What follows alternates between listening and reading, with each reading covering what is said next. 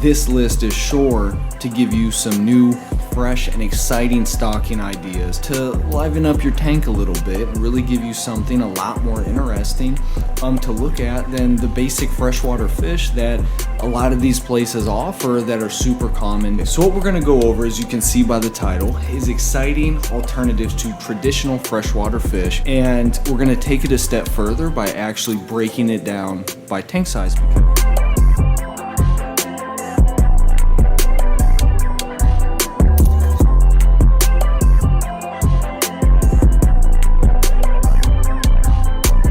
Everybody, they start with something simple like a platy, a molly, a goldfish, guppies perhaps. It gets to a point in every fish keeper's life where it's like, okay, this is cool, but I want to do something more. So we're going to go over some possible alternatives here, some things that we can do to freshen up our fish tanks, some fresh stocking ideas, some stuff that may be a little bit out of the box, maybe a little bit difficult to find. That's another thing that I wanted to talk about before we really get into this. Although some of these things are a little outside the box or hard to find or stuff that wouldn't come to your mind when you think of tropical freshwater fish, but at the same time, these aren't going to be super impossible to find. If you look hard enough, you'll find these things. And bare minimum, if you can't get it locally or you can't drive within an hour or two of where you are to get this stuff, if you're willing to pay a couple dollars extra, eat that shipping cost, you can get most of these things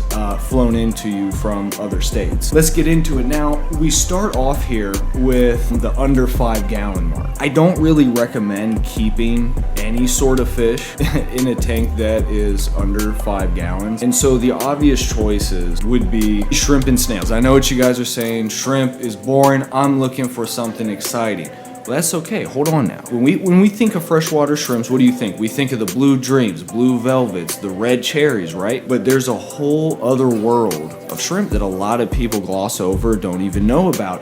See, those types are neocardinia types of shrimp. They are typically easier to keep, you know, they're easy to breed. They're typically just very beginner friendly shrimp.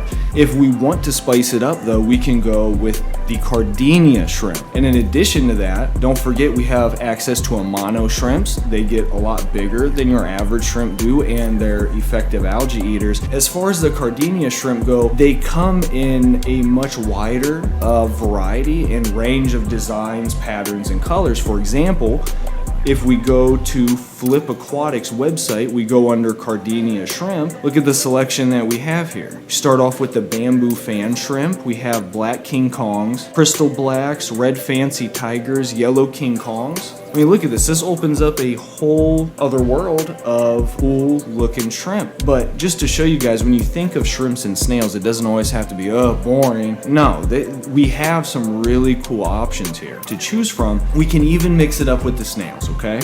So even if you have a bigger, say, community tank and you wanted to add some snails, these would also be great stocking choices for that. So firstly, we have the Japanese trapdoor snails. Now, these are beautiful, beautiful snails, and they almost remind me of something that you would see like stuck to the bottom of a ship or something, just because of the design on their shells. Now, I have these snails currently in a 5 gallon unheated aquarium. So it's room temperature, so it holds between 68 and 71 depending on the day. And they do just fine. I actually bought them out of a room temperature tank that wasn't heated. It was like right next to a koi tank.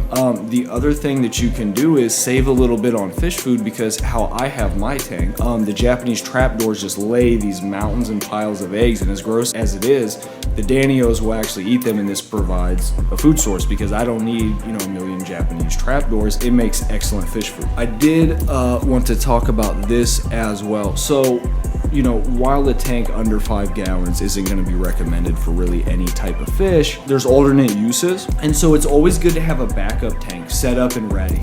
Even if it is a small one, this backup tank can really come in handy in case you need to quarantine a sick or new fish, transfer small fry out of the main tank so they aren't eaten, or, you know, just having the ability to pull a heater or an air pump or any other type of equipment that you might need if you have a failure of equipment on one of your main tanks. If eggs hatch, it looks like other fish may eat them, or depending, because I have a lot of tanks, and so some tanks it's okay to leave them in, other tanks it wouldn't be. You can easily pull them out and just set the temperature to the same temperature as your main tank, and then you don't even have to acclimate them. You can pull them straight out and put them in there. For our next section, we have 5 to 10 gallons. It's important to note before we even get into this, I would consider a 5-gallon tank the absolute bare minimum size for a beta fish. If you were doing a solo beta, I think 5 would be just fine. I wouldn't go any lower than that for a beta fish. So the next one we have here is the pea puffer. Now, pea puffers are very interesting because they come from India, and they're one of the few types of puffers that are actually freshwater. They're also the smallest type of puffer in the family. They will decimate snail population. So if you have ram's horn going out of control in your tank, you add in 1 or 2 pea puffers, they will be gone. They just rip them right out of their shell and they eat them.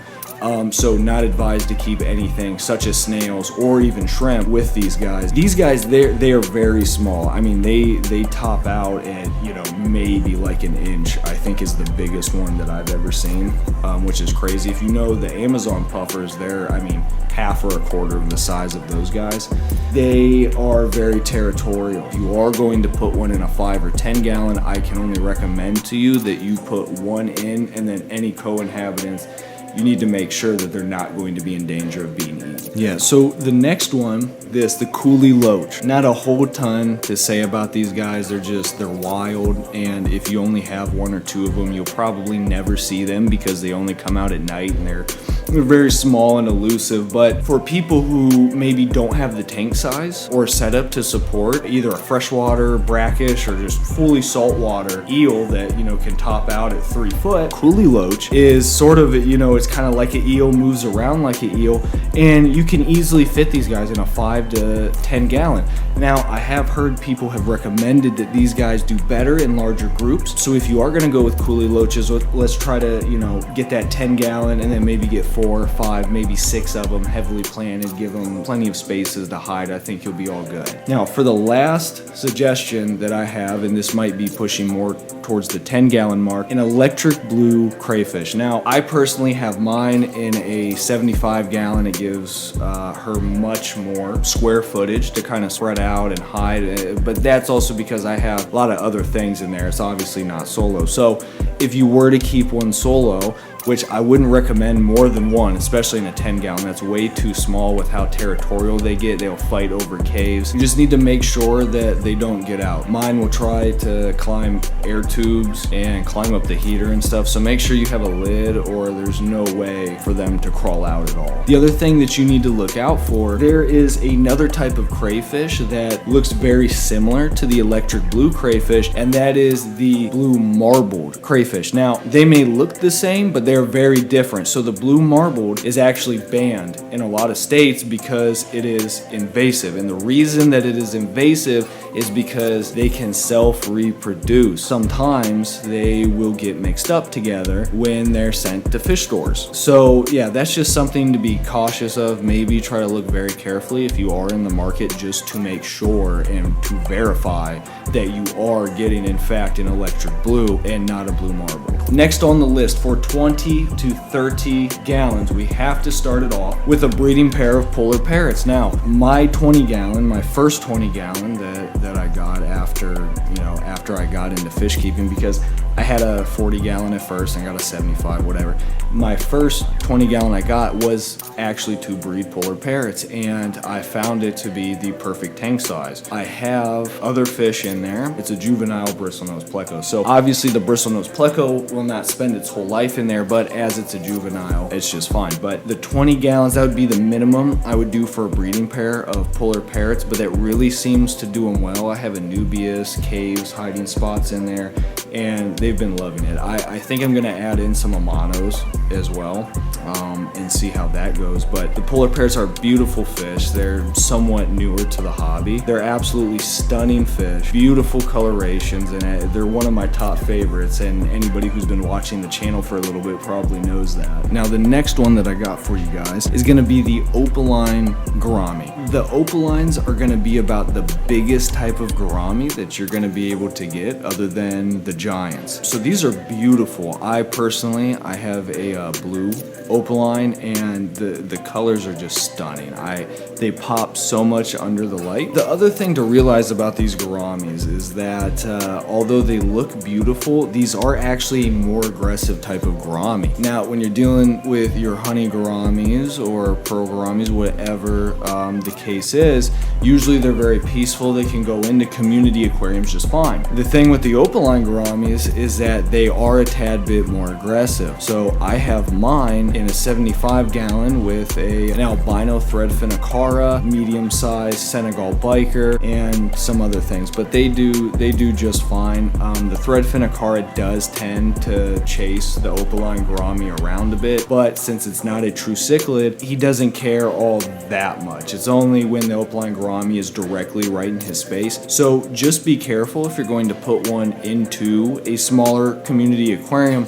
There might be some aggression and stuff that you have to deal with, especially if you have other gouramis or betta fish in the community aquarium. Gouramis are actually related to betta fish, which is crazy. I guess now that I look at them, maybe I can kind of see the similarities, but I was pretty blown away. Where keeping two bettas together is a no-no, it is just as true for keeping gouramis and bettas together as well. So keep that in mind. So the last idea that I want to give you guys for the 20 to 30 gallon, and I'm more leaning towards the 30 gallon on this one, particularly a 30 long. Now, if you don't know what a 30 long is, it's obviously it holds the same amount of gallons as a standard 30 gallon does, but you get more square footage. So it's longer rather than taller in this instance. And so for this, we're gonna put an axolotl or an axolotl breeding pair of the same size in here. I've had tremendous success keeping my adult axolotl in a 30 gallon, but I wouldn't do anything less than a 30 long. He seems to really enjoy that. I put a piece of driftwood in the middle. Sometimes he swims through the middle of the water column, but a lot of times they're going to stay towards the ground, crawl around, go through the driftwood, go into caves, so they don't like a whole lot of light. So you don't have to use a heater. A light is optional. If you do go with a light, we don't want a super bright one. Just know that if you do get into axolotls, they are very sensitive. They need clean water. They need certain water parameters depending on where you get them from. But if you are going to consider an axolotl, a 30 long is not going to do you wrong by any means. For 40 to 55 gallons, the first one is going to be a colony of 4 African clawed frogs. If clawed frogs are banned in your area, there is an alternative. You can go for dwarf frogs. Now these